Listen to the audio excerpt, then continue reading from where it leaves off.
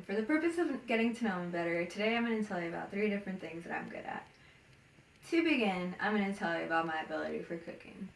Growing up the oldest of 5 siblings, it was up to me to pick up a little bit of slack and learn how to cook, to help my mother out. At first it started just taking her recipes and cooking them and making them and preparing them the way that she instructed me to.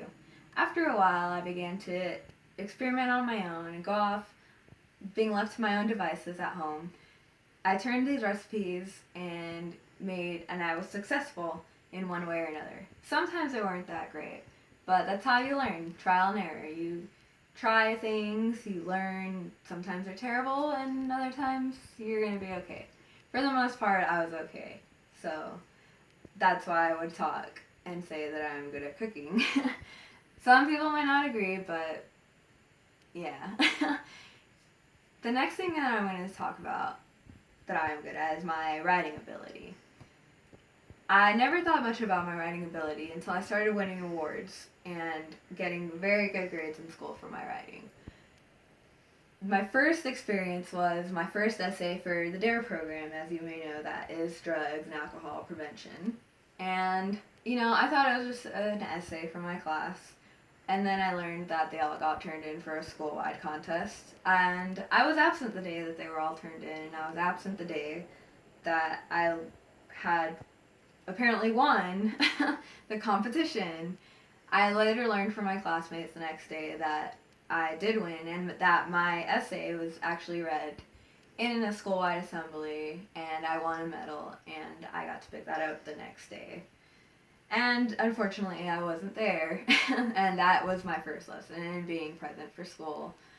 But that's when my confidence started building, and in junior high is when I joined my school's yearbook and newspaper committee.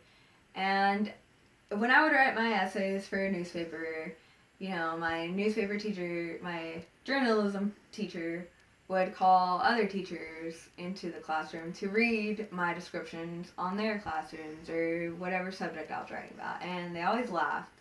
And at first I was embarrassed, but I later learned it was a good thing because they were enjoying what I was writing and giving each other previews about what I was writing. So that was also a confidence booster.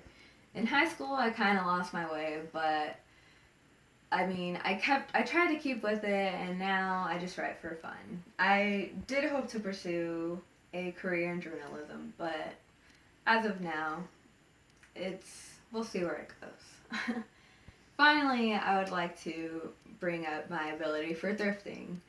A lot of people would not consider this a skill, but I've been married since I was 18, which means I've been almost on my own, other than being with my husband. It was up to me to turn our first house into a home. And I would do that. I would buy all our things secondhand, but by the time I got done with them, they looked like $1,000,000. I'd have all my friends come over, and every time they just ask, "Where did you get this? Where is that from?" Well, it was I would buy it and fix it up, and it was my own one-of-a-kind creation. So that to me is that's just invaluable, an invaluable skill. You can always take things and make them your own. So I think that's something I'm good at. And I see the beauty in things that other people don't see, which is always good. It's always a good thing. So thrifting, I'm good at that. So yeah, in conclusion, that's 3 things that you should know about me. I enjoy cooking, I love writing, and you will probably always find me in a thrift store. It's become kind of a running joke. So maybe you can relate to some of those things, and if you don't, I'm sure one way or another we'll find common ground. So thank you for your time, and I hope you learned a little bit about me, and I look forward to learning more about you.